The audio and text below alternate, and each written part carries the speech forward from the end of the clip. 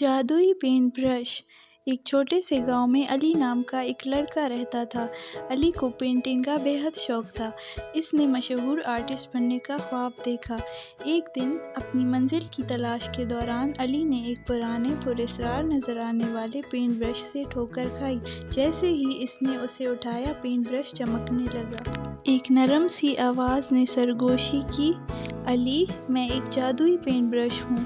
تم میرے ساتھ جو بھی پینٹ کرو گے وہ زندہ ہو جائے گا۔ علی کو اپنی آنکھوں پر یقین نہیں آ رہا تھا۔ اس نے جلدی جلدی کینوس پکڑا اور ایک خوبصورت تتلی پینٹ کرنے لگا۔ اس کی حیرت میں تتلی کینوس سے اڑ گئی اور اس کے کمرے کے ارد گرد پھڑپھڑانے لگی۔ علی نے اگلا ایک مزیدار نظر آنے والا آئس کریم کون پینٹ کیا۔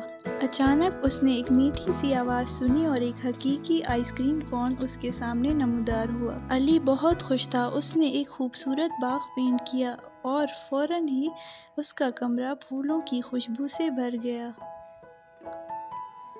لیکن پھر علی کو یاد آیا کہ اس کے گاؤں میں شدید خشک سالی ہے۔ اس نے بارش برسانے کے لیے ایک بڑے بادل کو پینٹ کرنے کا فیصلہ کیا اور اندازہ لگائیں کیا! باہر گہرے بادل جمع تھے اور ایک تازگی بخش بارش نے سوکھی زمین کو بھیگ دیا۔ مجھے امید ہے کہ آپ نے کہانی کا لطف اٹھایا۔ کیا آپ کے پاس کسی اور کہانی کے لیے کوئی مخصوص درخواستیں یا تھیمز ہیں؟ ہماری حوصلہ افزائی کے لیے چینل کو سبسکرائب اور ویڈیو کو لائک اور شیئر لازمی کر دیں۔ اللہ حافظ۔